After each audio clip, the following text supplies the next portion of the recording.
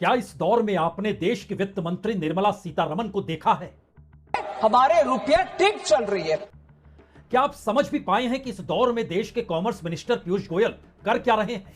भारत ने क्या करना है, आइसक्रीम बनानी है या चिप्स बनाने हैं? और देश के तेल मंत्री हरदीप सिंह पुरी कहां पर गायब हैं?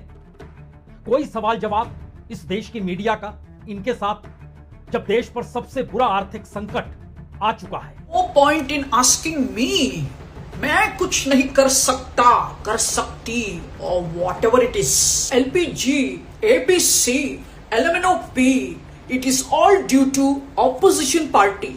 और जिस दिशा में यह बढ़ रहा है उसका संकट इतना भयावह है कि अंतर्राष्ट्रीय मंचों पर प्रधानमंत्री खुले तौर पर यह कहने से अब चूक नहीं रहे हैं।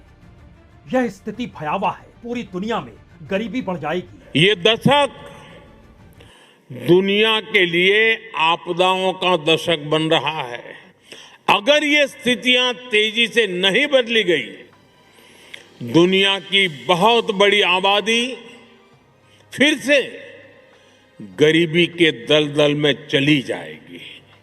जो भी आपने पाया है सब कुछ आप गंवा बैठेंगे और भारत इससे अछूता बिल्कुल नहीं है। तो इन कैबिनेट मिनिस्टर्स की जरूरत होती क्या है? और सरकार अगर प्रधानमंत्री के इशारे पर चलती है तो प्रधानमंत्री का इशारा इस देश के कॉरपोरेट को लेकर या सिर्फ और सिर्फ उन 100 कॉरपोरेट के हिस्से को लेकर इस देश के भीतर उनका कोई योगदान एक प्याऊ लगाने से लेकर अनाज बांटने तक के बीच कुछ भी है या नहीं है? क्या कोई सवाल प्रधानमंत्री से पूछ सकता है? जबकि सारी संपत्ति इसी देश से इस दौर में कॉरपोरेट ने बनाई है। कॉरपोरेट का बढ़ता हुआ नेटवर्थ और इस देश का पब्लिक सेक्टर ढहता हुआ, एनसीएलटी के भीतर तमाम घाटे वाले सौदे, बावजूद इसके बैंकों से कर्ज लेने वाली स्थिति में वही कॉरपोरेट, वही इंडस्ट्रियलिस्ट क्यों खड़े हैं? दूर ना जाइए, क्या प्रधानमंत्री ये बताने की स्थिति में होंगे कितना कर्ज वर्ल्ड बैंक और आईएमएफ से उन्होंने लिया है और एक बार फिर जो उन्होंने दरख्वास्त की है वो कितने रकम की है? देश प्रधानमंत्री बतलाएंगे? क्या वाकई वो बतलाएंगे कि जब केंद्र में बीजेपी की सत्ता और इस देश के ज्यादातर राज्यों में बीजेपी की सत्ता, तो सभी 5 से 10 लाख करोड़ के कर्ज में डूबे हुए क्यों हैं? और जीरो इंटरेस्ट रेट पर आरबीआई इन्हें बार बार सीधे तौर पर कर्ज क्यों देते चला जाता है? जो जीएसटी का पैसा है वह भी अगर राज्यों में ठीक तरीके से नहीं बंट पा रहा है तो वो पैसा कहां जाता है? जो टैक्स वसूला जाता है वो टैक्स खर्च कहां पर होता है? और जो पैसा कर्ज में लिया गया उस पैसे का जो इंटरेस्ट चुकाना पड़ रहा है वो एक झटके में 8 लाख करोड़ भी पार कर चुका है। इसकी वजह क्या है? क्या वजह है कि सरकार को चलाने में 2024 के बाद से ही लगभग 5 लाख करोड़ का इजाफा हो गया? क्या इस दौर में सरकार बताएगी उसे कहीं वाकई पॉलिसी पैरालिसिस तो नहीं हो गया? ऐसा कौन सा काम सरकार कर रही है? या फिर एक टैक्स टेररिज्म जो देश के ऊपर छाया हुआ था, यह शब्द दोबारा से लौट तो नहीं रहा? क्या सरकार वाकई बताएगी इस दौर में कि 28 फरवरी के बाद से जब पूरी दुनिया अपने अपने तरीके से स्थितियों को संभालने में लगी थी, मौजूदा प्रधानमंत्री हो या तमाम कैबिनेट मिनिस्टर्स हो या तमाम राज्यों के मुख्यमंत्री हो, सभी चुनाव के भीतर प्रचार में क्यों जुटे हुए थे? और 28 फरवरी के बाद से लेकर 4 मई जब तक रिजल्ट नहीं आया उस दिन तक इस देश की आर्थिक स्थिति चकाचौंध भरी थी।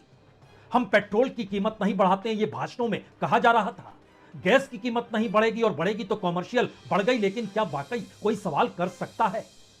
क्या प्रधानमंत्री से कोई यह सवाल कर भी सकता है कि दरअसल आपने सोने पर जो 15% इंपोर्ट टैक्स लगा दिया है, अब इससे पहले तो वह 15% ही था, आप ही ने 6% किया। उस क्यों किया, क्यों कम किया? उस दौर में पूरी दुनिया सोना खरीद रही थी और इस दौर में भारत की करेंसी जो डामाडोल थी, कितने डॉलर आपने इस देश के फॉरेक्स रिजर्व को, रुपए को, कीमत को बरकरार रखने के लिए आपने बेच डाले।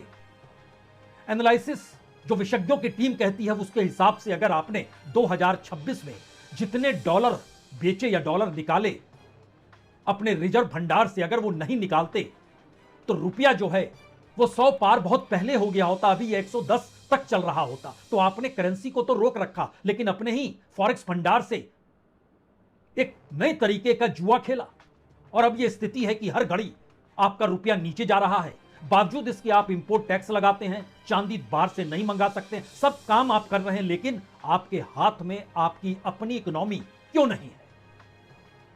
क्या आपको जानकारी नहीं थी इस देश में हवाई जहाजों के सामने फ्यूल का संकट आएगा? क्या यह सवाल प्रधानमंत्री से कोई पूछ भी सकता है?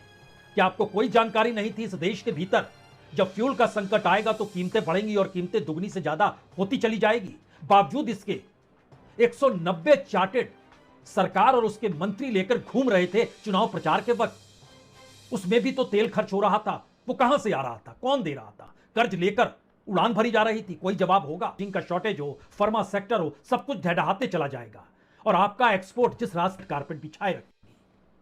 जब दुनिया में बात चली जाएगी तो भारत